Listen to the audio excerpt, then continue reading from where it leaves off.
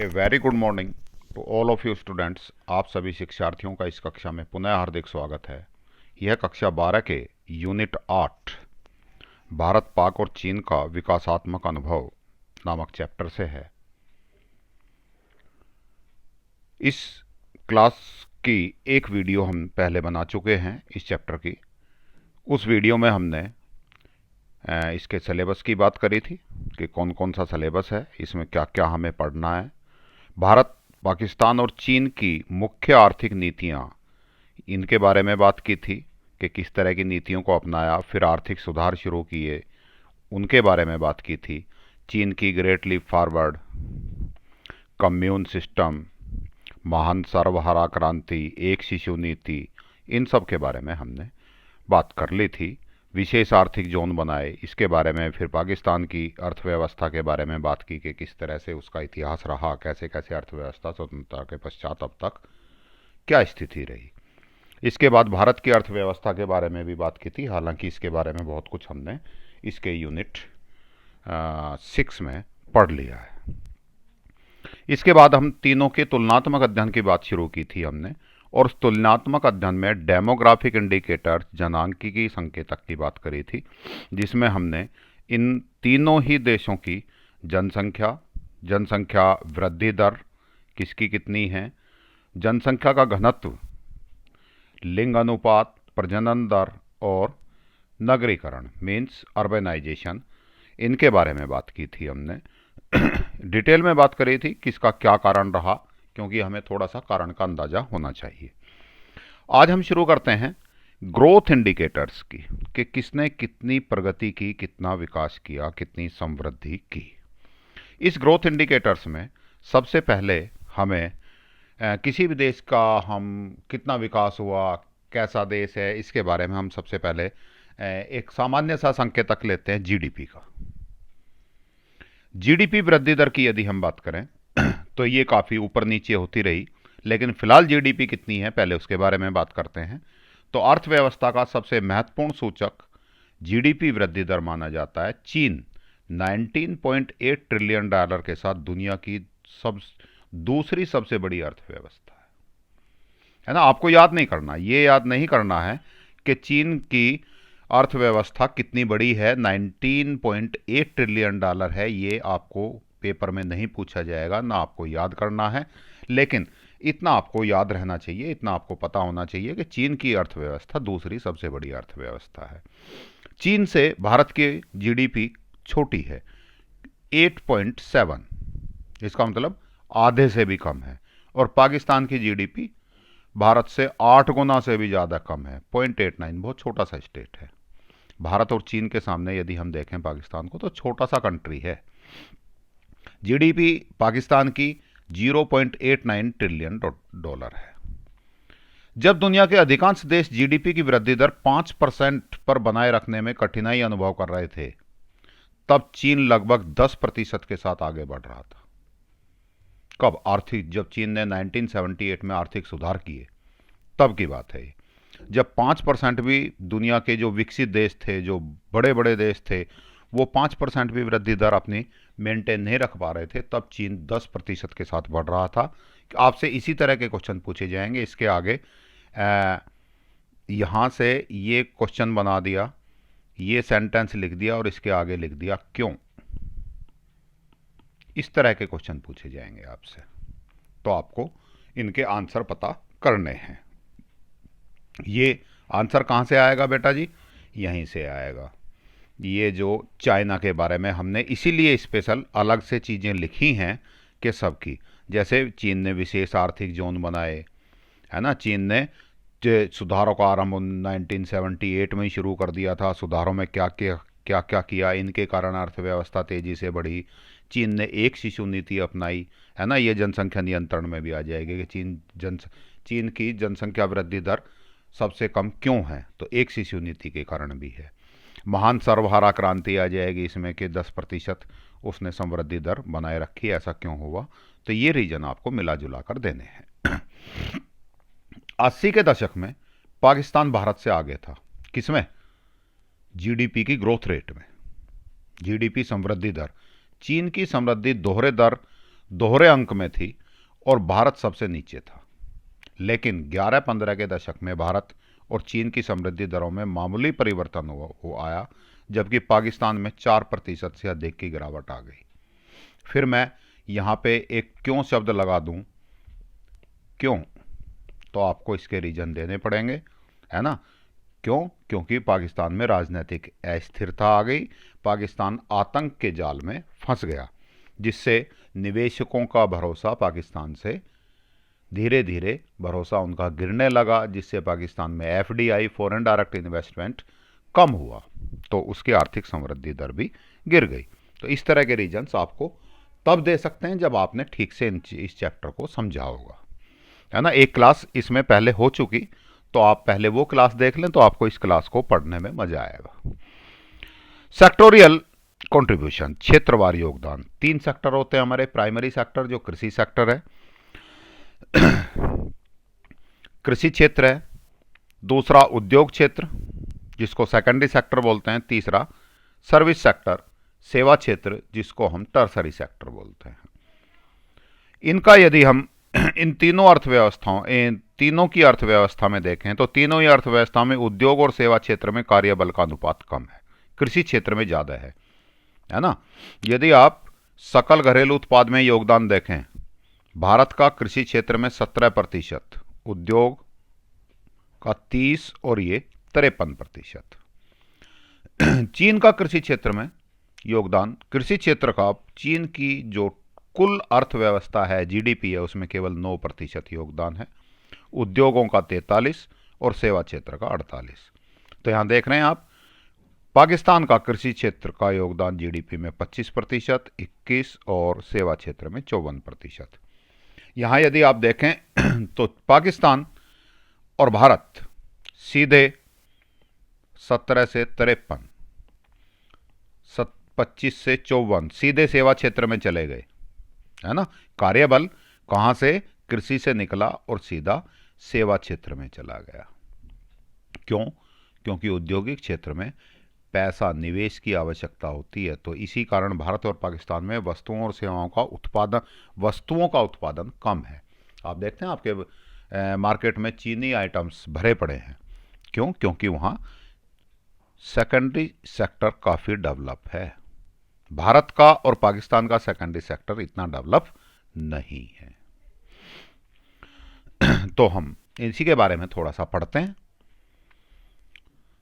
कृषि क्षेत्र जो प्राथमिक क्षेत्र होता है, एग्रीकल्चर सेक्टर, चीन की स्थलाकृति और जलवायु दशाओं के कारण इसके कुल क्षेत्रफल का केवल 10% ही कृषि करने के लिए उपयुक्त है। क्योंकि चीन में क्लाइमेट, बहुत बड़ा देश है, वहाँ की क्लाइमेट अलग अलग है और वहाँ की भूमि की क्वालिटी खराब है। इसके कारण केवल जो चीन का कुल क्षेत्रफल है, उस क्षेत्रफल का 10% ही भूमि ऐसी है चीन की कुल भूमि में जहाँ कृषि की जा सकती है। तो चीन के लिए अपने आप में एक बहुत बड़ा चैलेंज है कि पूरे देश के लिए खाद्यान्न उत्पन्न करना, और भूमि कितनी? केवल 10%। जबकि भारत में कृषि योग्य भूमि 40% है, चीन की अपेक्षा बहुत ज़्यादा है। लेकिन यदि आप टोटल एरिया देखें तो चीन का एरिया इतना बड़ा है कि 10% भी भारत से ज़्यादा बैठता है।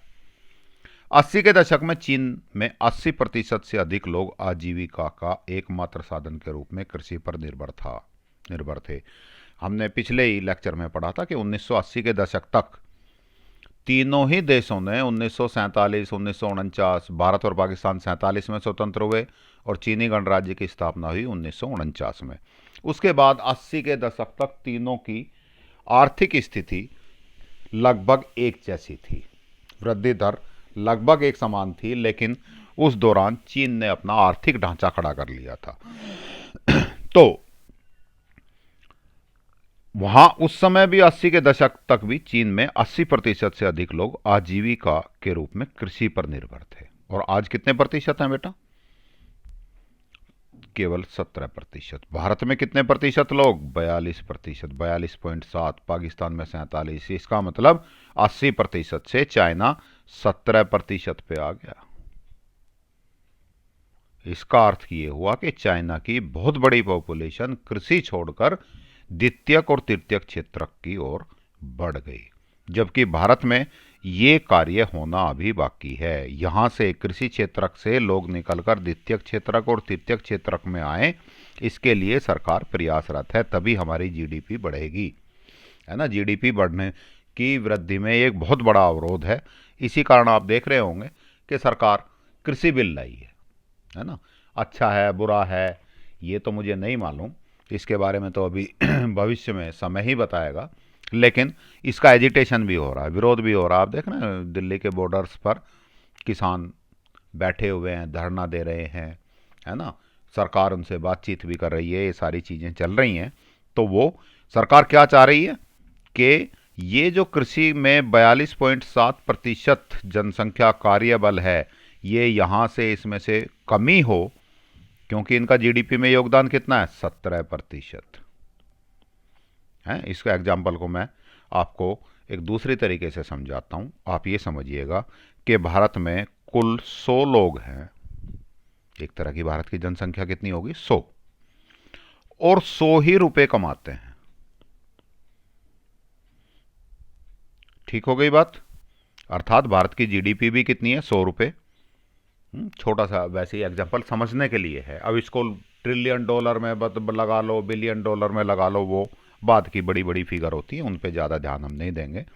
तो कितनी जनसंख्या कितनी भारत की, 100, और जीडीपी कितनी, 100। हर एक व्यक्ति के हिस्से में कितने कितने पैसे आए भाई, 1 रुपया। 1 रुपया प्रति व्यक्ति हो गया, मिलना चाहिए सबको। तो ना तो कोई गरीब होगा ना कोई अमीर होगा। अब यदि हम यहां से देखें कृषि क्षेत्र में कितने लोग हैं, लगभग 43 व्यक्ति। तो पहले सेक्टर की बात करूं मैं, 43 व्यक्ति हैं, और ये व्यक्ति मिलकर कितने पैसे कमाते हैं, 17 रुपये। तो प्रति व्यक्ति कितना आया, 50 पैसे से भी कम है, लगभग इतना ही आया।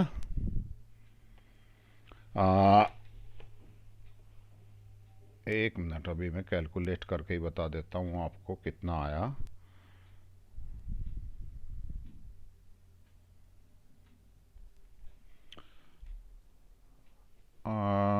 अच्छा,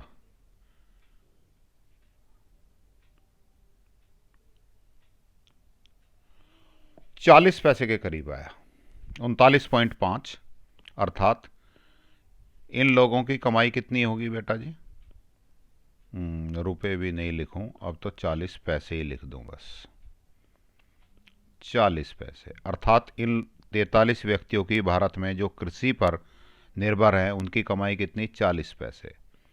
दूसरे व्यक्ति मैं बात करूं कि लगभग 24 व्यक्ति मान लूं मैं, या यहाँ 24 व्यक्ति ही मान के चलूं, द्वितीय सेक्टर में 23.8 व्यक्ति हैं, इसकी कमाई कितनी है, कितने कमा रहे हैं, 30 रुपये।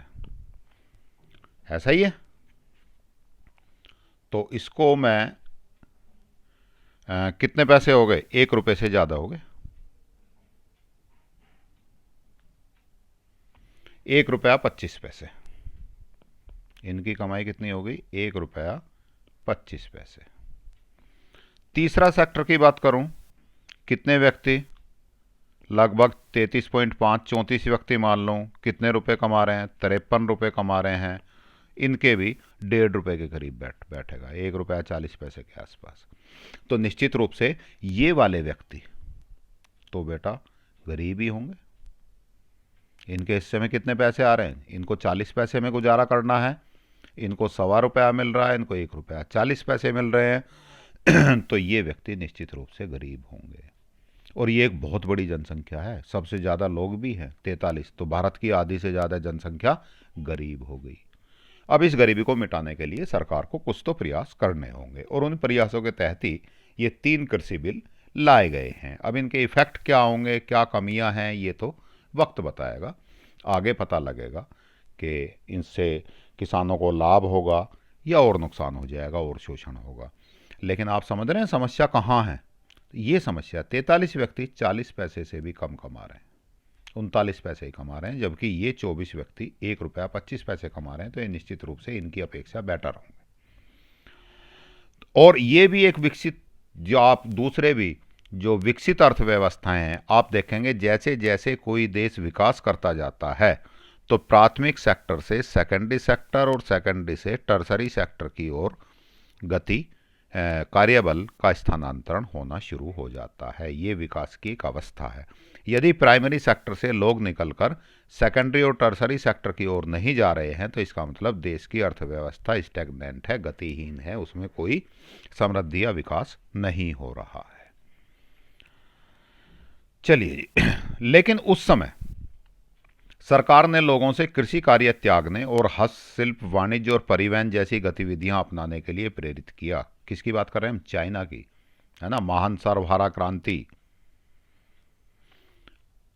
पढ़ी थी हमने पिछले लेक्चर में। तो उन्होंने क्या किया, भाई कृषि कार्य को त्याग दो, कम लोग करो। ऐसा नहीं है कि खेती करनी बंद कर दो, कुछ लोग खेती कर लो। खेत तो जितनी जमीन है उसमें फसल तो सारे लगाएंगे, लेकिन छिपी हुई बेरोजगारी मत रखो। उसमें से कुछ लोग निकल कर कहाँ जाओ, कुछ हस्तशिल्प का काम करना शुरू कर दो, कुछ व्यापार का काम शुरू करो, कुछ परिवहन जैसी गतिविधियों को अपनाओ। जिसके परिणाम स्वरूप 15-17 में 17.5 श्रमिकों के साथ कृषि ने चीन में जीडीपी में 9% योगदान दिया। श्रमिकों की संख्या काफ़ी 80% से घटकर कितनी हो गई? 17.5%। भारत और पाकिस्तान जीडीपी के लिए कृषि का योगदान 17 और 25% था, परंतु इस क्षेत्र में श्रमिकों का अनुपात भारत में सबसे अधिक है। जहां पाकिस्तान में लगभग 42% है तो भारत में 43% कृषि कार्य में संलग्न है। ये स्थिति हमारे लिए बड़ी खतरनाक है। 42 भी ज़्यादा ही है, लगभग समान ही है, लेकिन ये दोनों ज़्यादा। इसके बाद द्वितीयक क्षेत्रक की बात करें, इसमें चीन ने 26.5% लोग कार्यरत हैं, टेबल में दिया हुआ है, और जीडीपी में उनका योगदान 43% है। वहीं भारत में केवल 23.8% लोग। क्यों? क्योंकि कृषि में ज़्यादा हैं लोगों के साथ 30% योगदान भी कम ही होगा। फिर जब लोग ही कम हैं तो योगदान भी 43 की बजाय कितना है? 30 है। परंतु पाकिस्तान ने आश्चर्यजनक रूप से 3.7% जनसंख्या, सॉरी 3.7 नहीं होगा बेटा, ये 37 होगा, देख लेते हैं अभी। पाकिस्तान कार्य 3.7 ही है भाई, ठीक है बात। 3.7 जनसंख्या के साथ 21% योगदान दे रहा है। इसका मतलब पाकिस्तान में उद्योगपति कम तो हैं लेकिन उद्योग बड़े बड़े हैं। इसी प्रकार हम तालिका से अन्य विवरण भी देख सकते हैं। तो आपको तालिका पढ़नी आनी चाहिए। कई बार तालिका केवल तालिका देकर ही हमसे वो चीज़ें पूछ लेते हैं कि ये एक तालिका दे दी और ये कह देते हैं कि इसमें ट्रेंड बताइएगा कि भारत का प्राथमिक से द्वितीयक और द्वितीयक की तृतीयक की तरफ कैसा ट्रेंड है। तो ये चीज़ें आपको थोड़ा सा समझ के प्रैक्टिस करनी पड़ेगी इन चीज़ों की। देन आप यहां देख सकते हैं भारत पाकिस्तान और चीन की अपेक्षा तेजी से अपने कार्यबल को सेवा क्षेत्रक में भेज रहा है। पाकिस्तान, भारत और चीन, पाकिस्तान के कहां जा रहे हैं ज़्यादातर लोग? सेवा क्षेत्रक में, तृतीयक क्षेत्रक में। जबकि सामान्य विकास की प्रक्रिया में कार्यबल प्राथमिक क्षेत्र से द्वितीयक क्षेत्रक में जाना चाहिए। यदि एक सामान्य विकास देश का हो रहा है तो प्राथमिक क्षेत्र से कार्यबल कहाँ जाना चाहिए? जैसा कि मैंने अभी बताया था, द्वितीयक क्षेत्र में, और द्वितीयक क्षेत्रक से कहाँ जाना चाहिए? तृतीयक क्षेत्रक में। जबकि पाकिस्तान क्या कर रहा है? प्राथमिक क्षेत्र से सीधा ही तृतीयक क्षेत्रक में जा रहा है, जो एक अलग ट्रेंड है। इसका कारण है भारत की अपेक्षा पाकिस्तान में तेजी से बढ़ता हुआ शहरीकरण। देखिएगा, हर चीज़ का रीजन आपको पता होना चाहिए। अब एक क्वेश्चन बन गया है कि एक सामान्य विकास की प्रक्रिया में कार्यबल प्राथमिक क्षेत्र से द्वितीयक क्षेत्रक में, द्वितीयक क्षेत्रक से तृतीयक क्षेत्रक की ओर गति करना चाहिए कार्यबल को, लेकिन पाकिस्तान प्राथमिक क्षेत्र से सीधा तृतीयक क्षेत्रक में जा रहा है। ऐसा क्यों? तो उसका कारण आप क्या देंगे कि देश की कार्यशील जनसंख्या, पाकिस्तान में शहरीकरण बढ़ रहा है। शहरीकरण का अर्थ क्या है कि कार्यशील जनसंख्या कृषि क्षेत्र से उद्योग तथा सेवा क्षेत्र की ओर गतिशील होती है। यदि आप सेवा क्षेत्र में आते हैं तो आपको शहर में होना लगभग जरूरी होता है। शहरी लोग कृषि क्षेत्र में नहीं होते हैं। शहर यदि ज़्यादा शहरीकरण है हमारे देश में, शहरीकरण बढ़ता है, तो इसका एक दूसरा अर्थ ये है कि हम कृषि छोड़कर कौन कौन से द्वितीयक और तृतीयक क्षेत्र, विनिर्माण और सेवा क्षेत्र की ओर बढ़ रहे हैं। इसी कारण सरकारें शहरीकरण को भी बढ़ाने की योजनाएं बनाती हैं। अच्छा जी, अब बात करें हम मानव विकास सूचकांक की, ह्यूमन डेवलपमेंट इंडेक्स HDI। इसके अलावा है कौन देश कितना विकसित है, ये चेक करने के लिए हमारे पास पहली विधि कौन सी थी बेटा? इनकी तुलना करने के लिए हमने क्या अपनाया? GDP। ये था ना, समृद्धि संकेतक, ग्रोथ, कितनी देश, कौन से देश ने कितना विकास किया है, कितनी समृद्धि की है, पहला था GDP। लेकिन GDP के बारे में आपने नेशनल इनकम वाले चैप्टर में पढ़ा होगा कि GDP अच्छा सूचक नहीं है।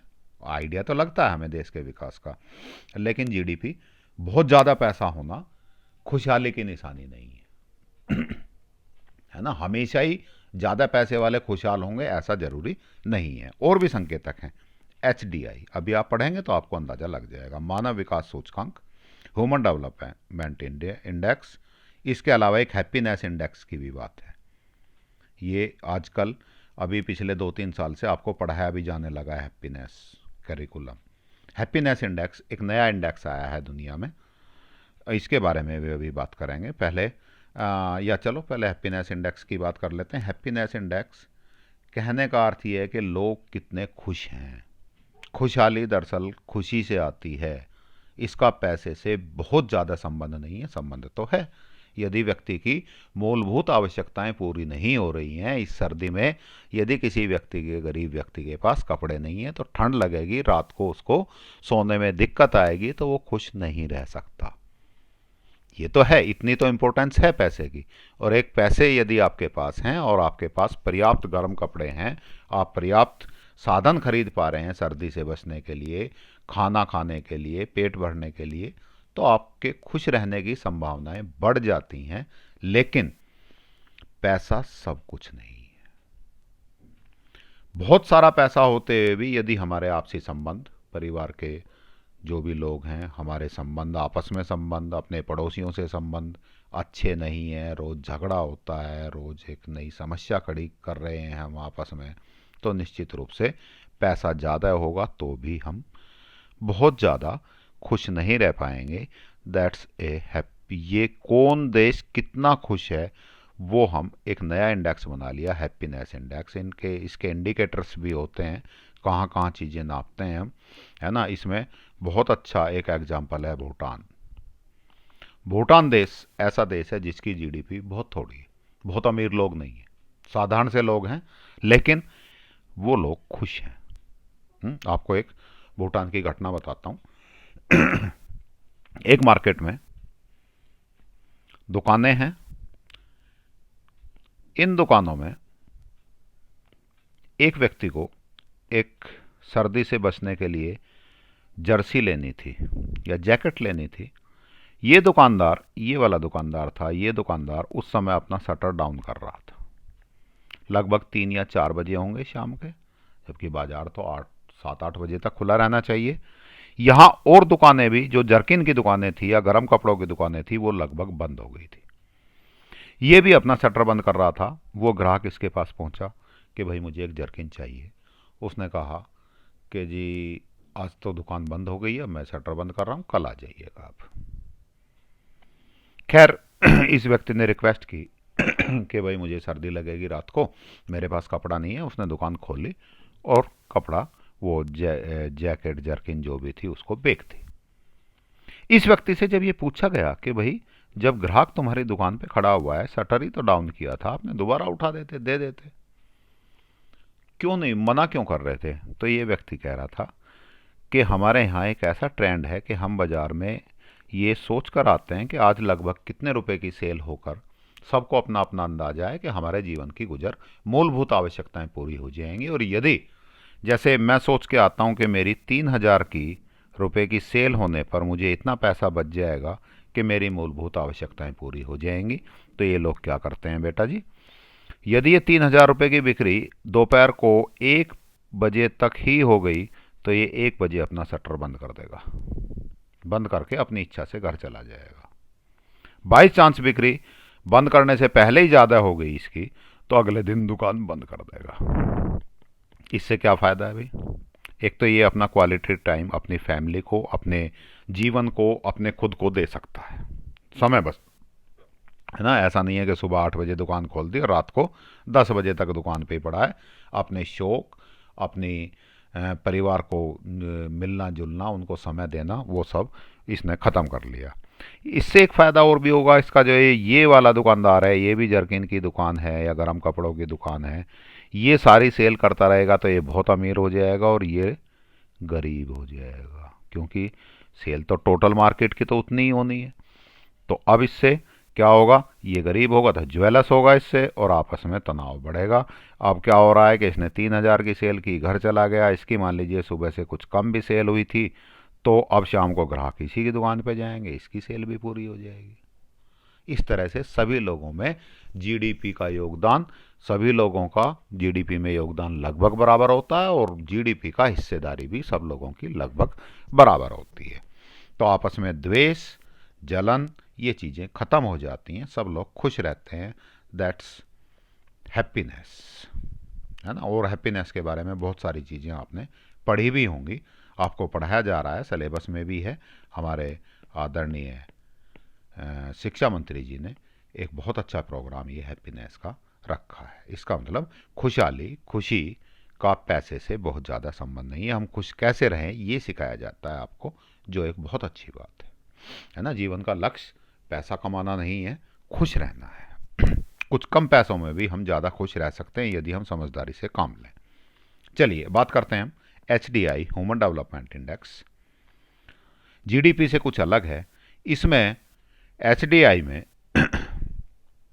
कुछ चीज़ें, इंडिकेटर्स हम शामिल करते हैं, जैसे मानव विकास सूचकांक मूल्य। ये वैल्यू होती है जिसकी जितनी ज़्यादा वैल्यू, वो देश उतना ही अच्छा माना जाता है। ये वैल्यू कहाँ से आई, है ना, रैंक कहाँ से आई? ये इन इंडिकेटर्स से आई। अभी हम सारे इंडिकेटर्स को पढ़ेंगे। तो मानव विकास सूचकांक की बात करें तो चाइना का सबसे ज़्यादा है, पाकिस्तान का सबसे कम है 0.562। इंडिया का चाइना से कम है लेकिन पाकिस्तान से ज़्यादा है। यदि हम पूरे वर्ल्ड के देशों की रैंकिंग करते हैं HDI के हिसाब से, तो चाइना का 86वां नंबर है, अर्थात 86वां सबसे अच्छा देश है। भारत 130वां सबसे अच्छा देश है और पाकिस्तान 150वां। पाकिस्तान हमसे अच्छाई के मामले में पीछे है। अर्थात पाकिस्तान के नागरिकों को जो सुविधाएं मिल रही हैं, तीनों देशों के नागरिकों को मिलने वाली सुविधाओं की हम तुलना करें तो सबसे ज़्यादा सुविधाएं चीन में मिल रही हैं, उससे कम भारत में, और सबसे कम पाकिस्तान में।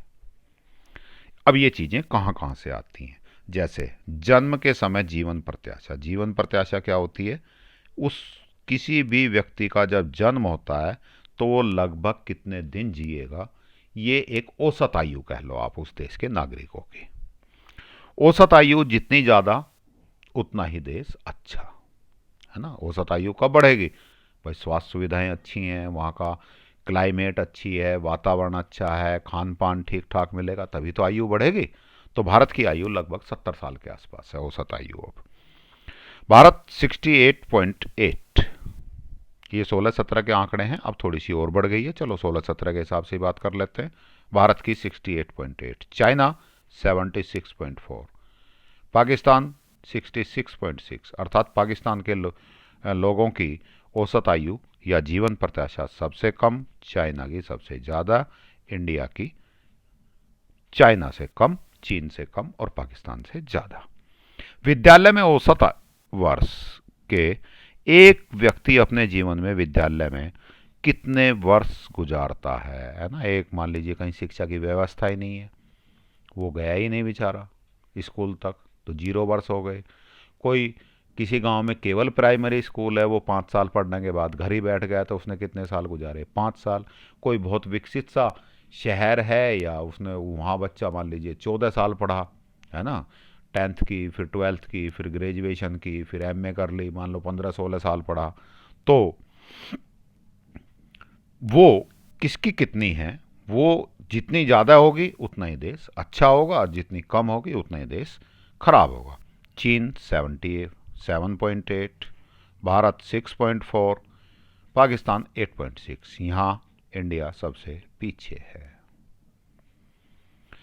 प्रति व्यक्ति सकल घरेलू उत्पाद, है ना, जीडीपी में एक व्यक्ति के बारे में, जैसा हमने यहाँ पढ़ा था, हमने यहाँ एक हिसाब लगाया था, तो हमने बताया 1 रुपया पर व्यक्ति के हिस्से में आना चाहिए। जनसंख्या 100 थी, रुपये भी 100 ही, जीडीपी भी 100 ही थी, तो 1 रुपया प्रति व्यक्ति आना चाहिए। या जीडीपी 17 रुपये थी, जनसंख्या 43 थी, तो एक लगभग 39.5 या 40 पैसे, तो प्रति व्यक्ति जीडीपी की हिस्सेदारी कितनी है उसके बारे में बात करें तो चाइना 15,309 बेस्ट, इंडिया 6,427, ये हैं डॉलर प्रति वर्ष।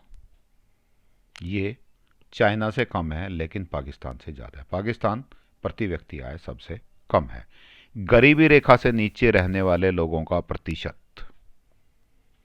चीन में केवल 23%, भारत में 60.4, पाकिस्तान में 46.4, अर्थात पाकिस्तान हमसे इस मामले में बेटर है है ना।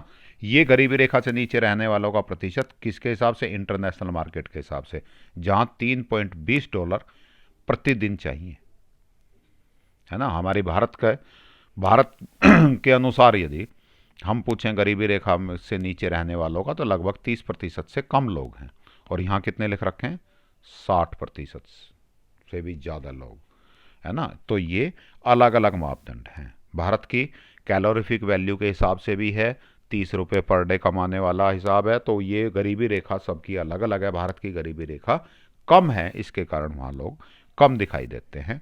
उनके अनुसार गरीबी रेखा से नीचे रहने वाले लोगों का प्रतिशत कम है।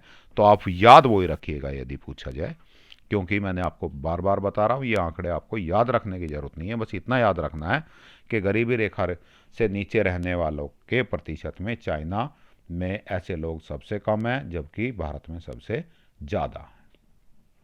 शिशु मृत्यु दर, 1,000 बच्चों का यदि जन्म होता है तो उसमें से कितने बच्चे अपना जीवन का पहला वर्ष, 1 वर्ष पूरा कर पाते हैं। यदि 1 वर्ष पूरा करने से पहले ही वो बच्चा, भगवान ना करे, एक्सपायर हो जाए, तो उसको हम कहते हैं शिशु मृत्यु दर। अर्थात 1,000 बच्चे, प्रति 1,000 बच्चों में से कितने बच्चे अपना पहला बर्थडे, पहला जन्मदिन नहीं मना पाते, आप ऐसा कह सकते हैं। इसमें हम बात करें तो चाइना 23, भाई शिशु मृत्यु दर जितनी कम उतना अच्छा, जितने कम बच्चे एक्सपायर होंगे उतना ही अच्छा है। चाइना 23.5। भारत में शिशु मृत्यु दर सबसे ज़्यादा, पाकिस्तान में चाइना से कम लेकिन भारत से, चाइना से तो ज़्यादा है लेकिन भारत से कम है। तो यहाँ number 1, number 2 Pakistan, number 3 India. शिशु मृत्यु दर ज़्यादा होने का अर्थ, सीधा सा अर्थ है कि जच्चा बच्चा को स्वास्थ्य सुविधाएं अभी पर्याप्त रूप से नहीं मिल रही हैं।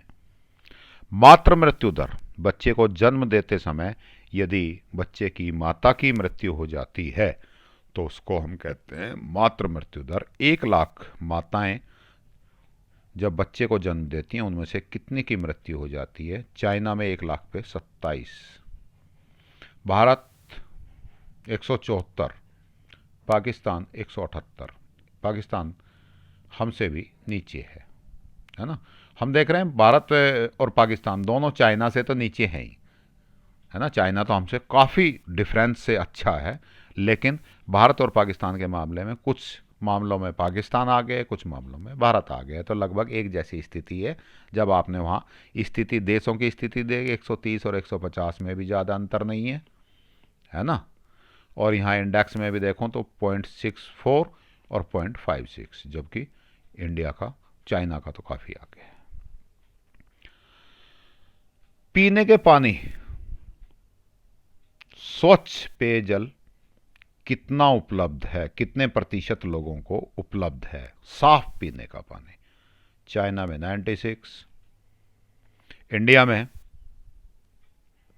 94, पाकिस्तान यहाँ सबसे कम है। जनसंख्या में सुधार, स्वच्छता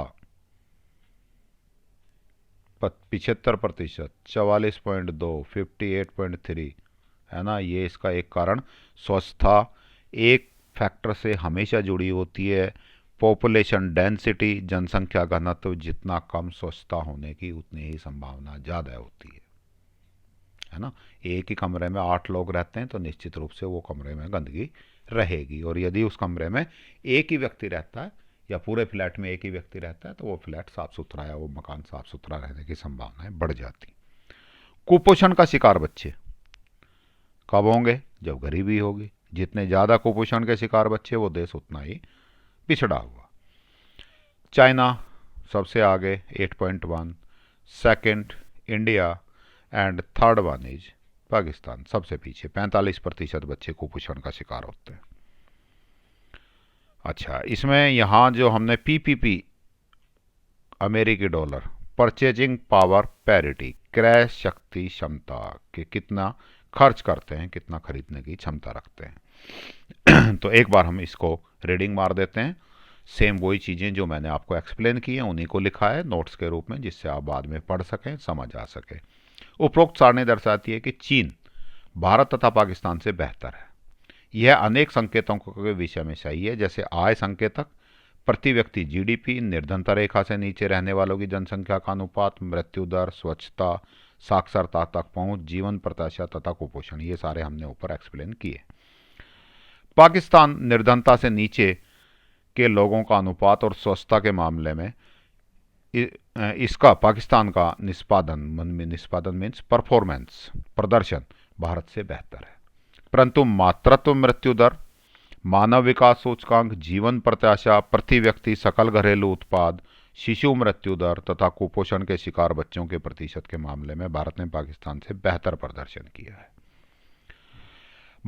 इसके बावजूद, ये बात तो यहाँ खत्म हो गई, मानव विकास सूचकांक में कुछ संकेतक शामिल नहीं किए जाते, है ना, उनको भी शामिल किया जाना चाहिए। इसके अलावा भी तो किसी देश के विकास की और चीज़ें भी तो देखी जाती हैं, देखी जानी चाहिए, जैसे सामाजिक और राजनीतिक निर्णय प्रक्रिया में लोकतांत्रिक भागीदारी। भाई, आप अपने अधिकारों के लिए कितनी आसानी से एजिटेशन कर सकते हैं, कितनी आसानी से अपनी बात रख सकते हैं, नागरिकों के अधिकार कितने आसानी से मिल जाते हैं, या उनको अधिकार मिलने में दिक्कत होती है, सरकारें दबाव ज़्यादा बनाती हैं, संरक्षण की सीमा, न्यायपालिका की स्वतंत्रता आदि, ये मानव विकास सूचकांक में शामिल नहीं है। यदि इनको भी मानव विकास सूचकांक में जोड़ दिया जाए तो भारत चाइना से भी आगे निकल जाएगा, है ना। चाइना में कंट्रोल है, राज्यवाद है, पिछले लेक्चर में हमने पढ़ा था, स्टेटिज्म है।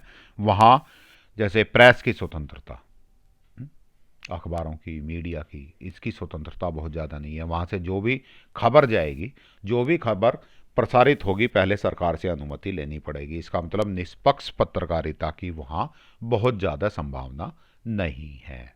नागरिकों को उनके अधिकार के बारे में बहुत ज़्यादा स्वतंत्रता नहीं है, केवल कर्तव्यों की बात होती है, अधिकार बहुत ज़्यादा नहीं है। अर्थात नागरिकों को दबा के रखा जाता है, लोकतंत्र नहीं है। आदमी अपनी इच्छा से नहीं जी सकता। जितने लोकतांत्रिक अधिकार भारत में हैं उतने दुनिया में कहीं भी लोगों को नहीं है। तो उपरोक्त अध्ययन के आधार पर हम देखते हैं कि चीन का निष्पादन भारत तथा पाकिस्तान की अपेक्षा अच्छा रहा है। चीन में संरचनात्मक सुधारों को 1978 में जब आरंभ किया, जब भारत और पाकिस्तान पाकिस्तान की तरह चीन पर विश्व बैंक और अंतर्राष्ट्रीय मुद्रा की कोई बाध्यता नहीं थी। देखिए बेटा जी, चीन ने अपने आर्थिक सुधार कब शुरू किए थे? 1978 में, अपनी मर्जी से शुरू किए थे। एक बहुत अच्छी बात थी, उन्होंने अपने देश की आर्थिक स्थिति को पहचाना, आगे की समय को पहचाना और उसके हिसाब से उन्होंने आर्थिक सुधार शुरू कर दिए। जबकि पाकिस्तान ने 1988 में और भारत ने 1991 में जब आर्थिक सुधार किए थे, तब इन पर विश्व बैंक का, आपने पढ़ा भी होगा भारत के बारे में, तो अंतर्राष्ट्रीय मुद्रा कोष और विश्व बैंक का दबाव था। इन्होंने अपनी मर्जी से नहीं किए, दबाव में किए।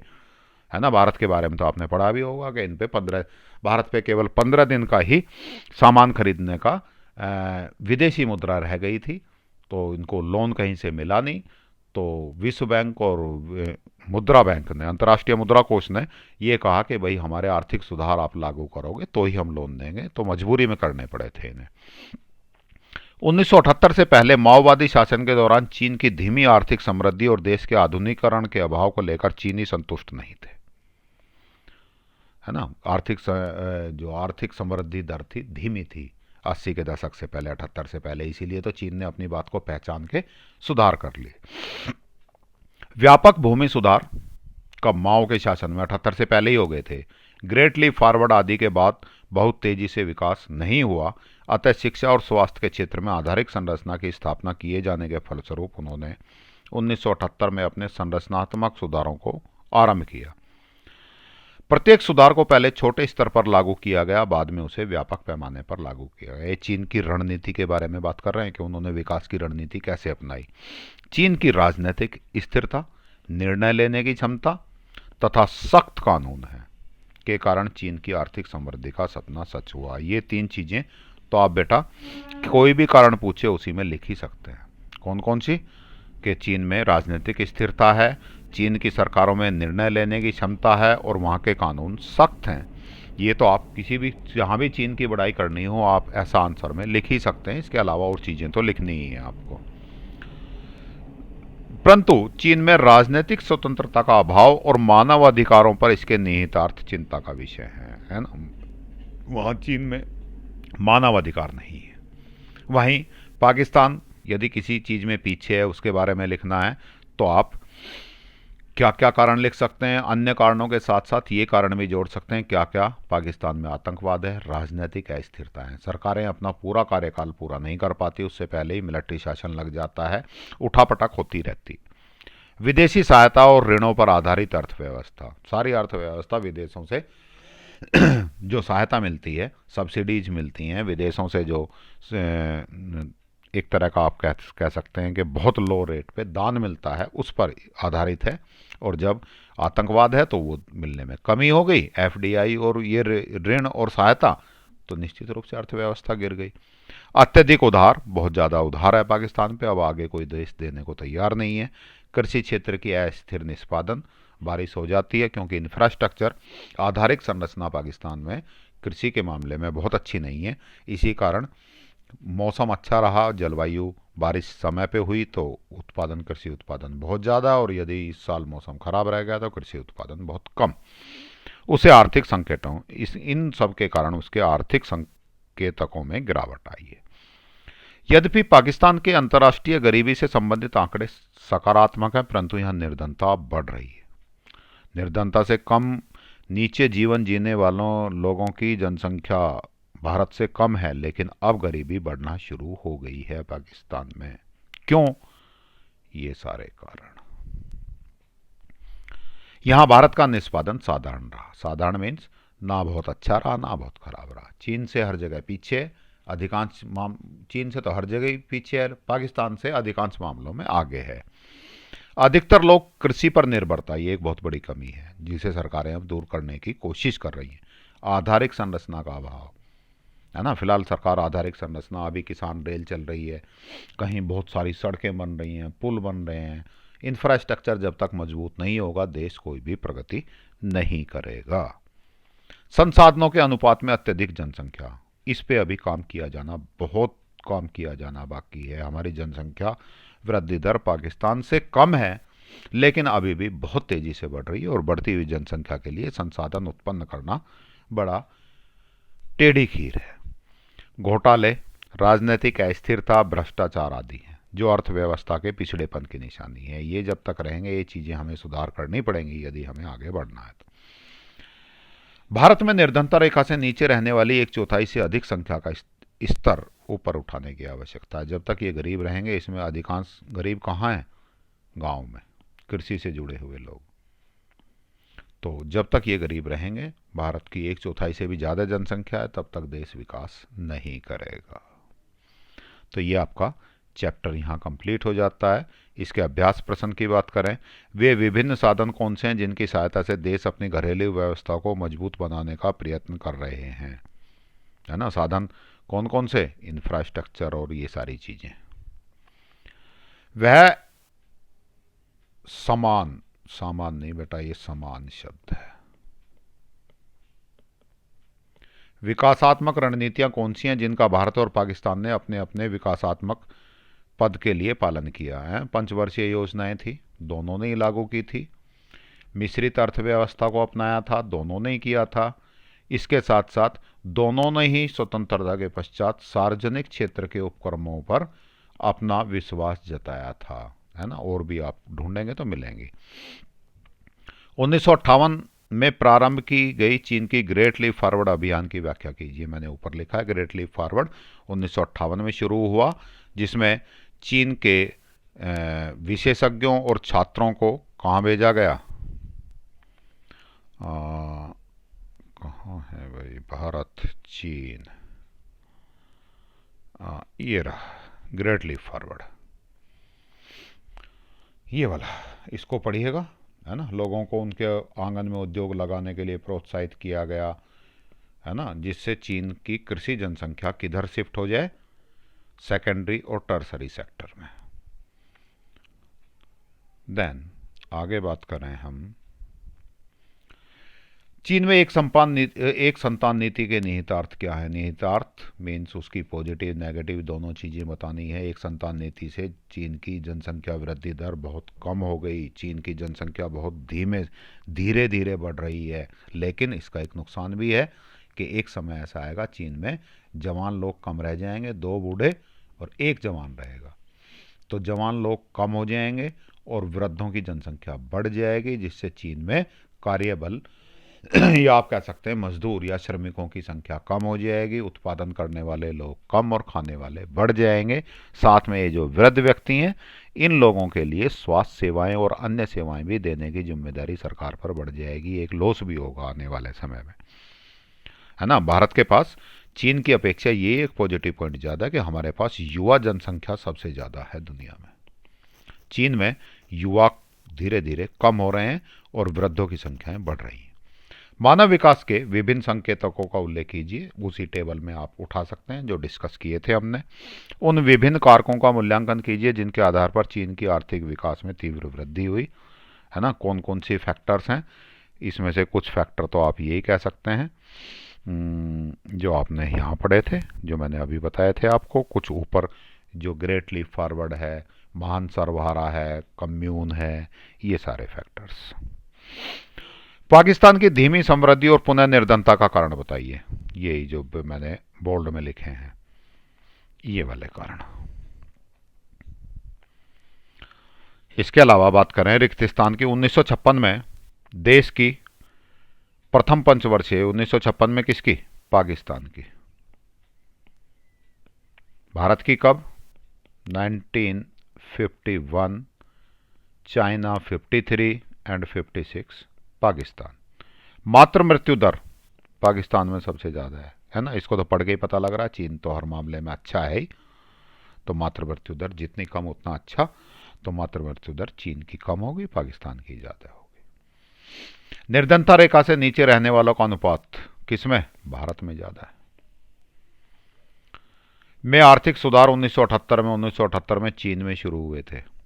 कम्यून का अर्थ लिखिए, ये सीबीएसई के 2020 में आया था। कम्यून का अर्थ है सामूहिक खेती। चीन में महान सर्वहारा संस्कृति क्रांति के अंतर्गत सामूहिक खेती की व्यवस्था, जिसमें लोगों से संयुक्त रूप से खेती करवाई गई, कम्यून कहलाता है। इनके आंसर भी इसलिए मैंने लिख दिए। ये भी पिछले साल सीबीएसई का ही क्वेश्चन है। भारत, चीन और पाकिस्तान ने विभिन्न परिणामों के साथ हाँ ठीक है, 7 दशकों से अधिक की विकास पथ की यात्रा की है। मान्य तर्कों के साथ दिए गए कथन को समझाइए। देखिएगा, इस तरह के मैंने ये दोनों क्वेश्चन इसीलिए डाले हैं कि आपको समझ आ जाए कि क्वेश्चन किस तरह से पूछे जाएंगे। इन क्वेश्चनों को आप ध्यान से पढ़िएगा। ध्यान से पढ़ के तब आपको समझ आएगा कि आपको लिखना क्या है। ये कह रहा है भारत, चीन और पाकिस्तान ने विभिन्न परिणामों के साथ, है ना, पूरे चैप्टर में हमने पढ़ा, एक तरह का चैप्टर का निचोड़ देना है कि 7 दशकों, लगभग 50 के दशक में, 50 के दशक के शुरू में 47 और 49 में ये देश आज़ाद हो गए और 2020 चल रहा है, तो 70 साल से अधिक हो गए विकास यात्रा की है। मान्य तर्कों के साथ दिए गए कथन को समझाइए। उत्तर क्या लिखना था इसमें, ये मार्किंग स्कीम का जो बिल्कुल करेक्ट उत्तर है, बोर्ड ने जो मार्किंग स्कीम दी है उसका आंसर बता रहा हूं मैं। 1970 के अंत तक तीनों देशों के विकास के लगभग समान स्तर बने हुए थे। तो 50 से 70 तक तीनों देश एक समान स्थिति में चल रहे थे। पिछले 3 दशक से तीनों देशों ने विकास के विभिन्न स्तर प्राप्त किए। क्या क्या प्राप्त किए? भारत ने इन वर्षों में सामान्य प्रदर्शन किया, जहां अधिकांश लोग अभी भी कृषि पर निर्भर हैं। आधारभूत संरचना की कमी और 1/4 से अधिक जनसंख्या गरीबी रेखा से नीचे जीवन यापन कर रही है।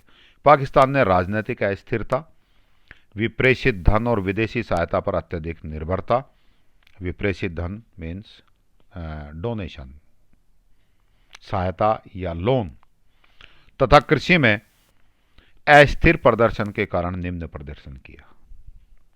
चीन ने अर्थव्यवस्था के विकास की दर को बढ़ाने के साथ साथ गरीबी से उन्मूलन पर दबाव बनाने के लिए बाजार व्यवस्था का प्रयोग किया, जिससे वह काफ़ी हद तक सफल रहा। देखिएगा बेटा जी क्या क्वेश्चन था और क्या आंसर लिखना है, ये थोड़ा सा आपको ध्यान रखना है। कभी क्वेश्चन में पूछे कुछ और तुम कुछ लिखाओ। चलिए, आपने यहीं आज ये चैप्टर फिनिश हो गया और आपका लगभग 12th का सारा सिलेबस कंप्लीट हो गया है। आपको मेरे चैनल पे सारे चैप्टर्स मिल जाएंगे, है ना। 12th का सिलेबस पूरा हो गया, इनकी तैयारी कीजिएगा। 12th का पूरा सिलेबस जब आप तैयार कर लें, उसके बाद देखते हैं कुछ बोर्ड के क्वेश्चन पेपर्स, इंपॉर्टेंट क्वेश्चंस की बात करेंगे, तब आगे बढ़ेंगे। लेकिन बोर्ड के पेपर करने की अभी इतनी जल्दी मत करना। क्यों? क्योंकि जब तक आपको पिछले 2 या 3 साल के ही पेपर मिलेंगे आपको, बल्कि पिछले साल का ये जो IED, इंडियन इकोनॉमिक डेवलपमेंट, भारतीय अर्थव्यवस्था का विकास, पिछले साल से ही शुरू हुई है। तो उससे पहले जितने भी आप पेपर, बोर्ड के पेपर देखेंगे, प्रीवियस ईयर बोर्ड पेपर, वो आपके लिए बहुत ज़्यादा उपयोगी नहीं है। उसका केवल एक पार्ट, मैक्रो इकोनॉमिक्स वाला ही आपके लिए उपयोगी होगा, और आधा पेपर जो 40 नंबर का था, उसमें सारा माइक्रो इकोनॉमिक्स जो आपने 11th में पढ़ ली, वो वाला काम होगा। तो वो तो अब आपके लिए उपयोगी है ही नहीं, वो तो किताब ही हट गई यहाँ से। नई किताब कौन सी लग गई? भारतीय अर्थव्यवस्था का विकास। ये पिछले साल ही पेपर आया है इसमें से बस, तो पिछले साल के ही पेपर आपके लिए कामयाब है। तो इसके लिए आप प्रीवियस ईयर क्वेश्चन पेपर्स पे बहुत ज़्यादा डिपेंड ना हो, और उनको एक बार ध्यान से तब पढ़ना है, तब देखना है, तब सॉल्व करके देखना है। सैम्पल पेपर भी आ जाएंगे अभी धीरे धीरे, लेकिन वो तब करने हैं जब हमें ढंग से किताब तैयार हो जाए। बच्चे अक्सर क्या करते हैं, किताब को एक बार मोटा मोटा तौर पे पढ़ा, सुना लेक्चर, और प्रीवियस ईयर क्वेश्चन पेपर से उठा लेते हैं। उससे कोई फ़ायदा नहीं होने वाला है। मज़ा जब आएगा जब आपको इतना कुछ याद हो जाए कि प्रीवियस ईयर क्वेश्चन पेपर को आप ठीक ठाक सोल्व, बिना इधर उधर देखे, बिना किताब में से कंसल्ट किए अपने आप आंसर दे सकें। तब आपको पता लगेगा कि 80% या 90% कितने परसेंट पे आप टिके हुए। चलिए ठीक है, आज का क्लास यहीं समाप्त करते हैं। आपने मेरी बातें ध्यान से सुनी, इसके लिए आपका धन्यवाद। आपका दिन शुभ हो। Thank you.